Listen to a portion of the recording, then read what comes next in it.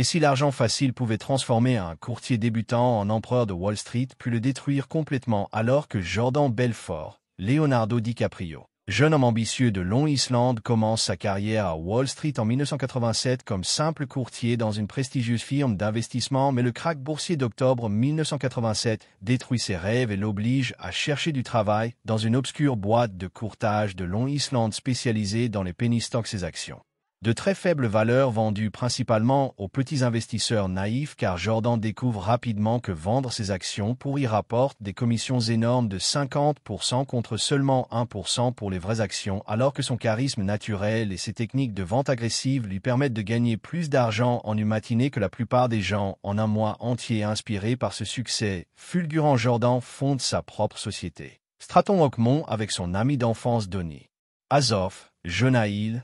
un vendeur impulsif aux dents parfaites, obsédé par l'argent et prêt à tout pour réussir, car ensemble ils recrutent une armée de jeunes vendeurs affamés, principalement d'anciens dealers de drogue, qu'ils forment aux techniques de manipulation psychologique les plus sophistiquées pour arnaquer les investisseurs, pendant que Jordan développe sa méthode révolutionnaire de vente appelée la vente dure, qui consiste à maintenir le client au téléphone jusqu'à ce qu'il achète en utilisant la pression psychologique, l'urgence artificielle et les fausses promesses de gains extraordinaires. Alors que Stratton Oakmont grandit exponentiellement, Jordan transforme ses bureaux en véritables casinos de Wall Street où cocaïne, prostitution et fêtes orgiaques deviennent la routine quotidienne, car l'argent coule à flot, permettant à Jordan d'acheter un yacht de luxe, des voitures de sport hors de prix et une villa somptueuse dans les Hamptons, pendant qu'il épouse la magnifique Naomi LaPaglia, Margot Robbie, ancienne mannequin blonde qui devient rapidement accro au mode de vie décadent que lui offre la fortune de Jordan. Mais cette réussite spectaculaire attire l'attention du FBI et particulièrement de l'agent Patrick Denham,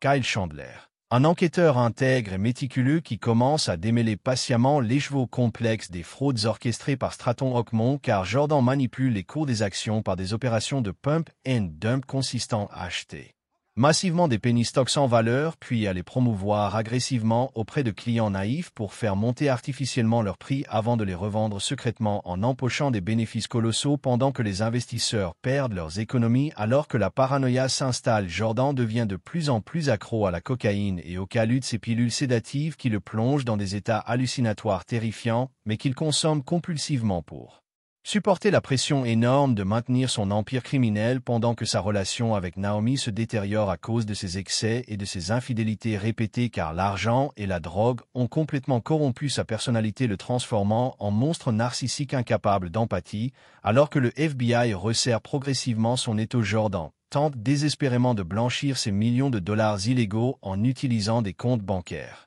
suisses secrets gérés par Jean-Jacques Sorel, banquier corrompu qui facilite l'évasion fiscale des criminels en col blanc. Mais quand l'un de ses complices est arrêté en possession de plusieurs millions de dollars en liquide, Jordan comprend que son empire s'effondre inexorablement, car les autorités fédérales ont finalement percé à jour ses stratagèmes frauduleux, pendant que Donny et les autres associés commencent à coopérer avec les enquêteurs pour sauver leur propre peau. Jordan refuse obstinément d'admettre sa culpabilité jusqu'à ce que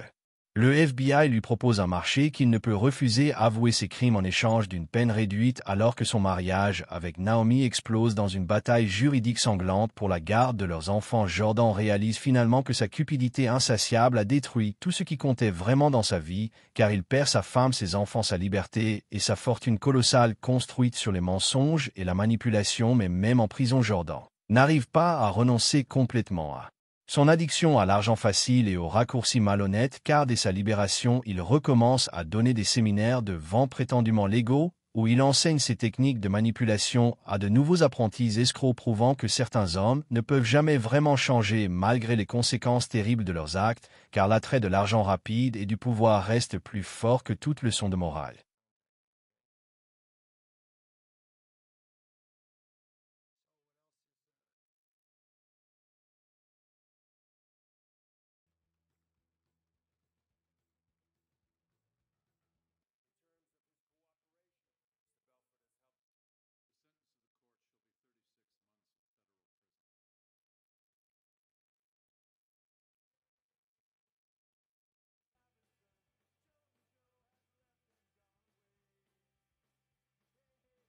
Si vous avez aimé la vidéo, n'oubliez pas de laisser un like. Abonnez-vous et activez les notifications pour découvrir encore plus de secrets sur les films et les séries. On se retrouve dans la prochaine vidéo.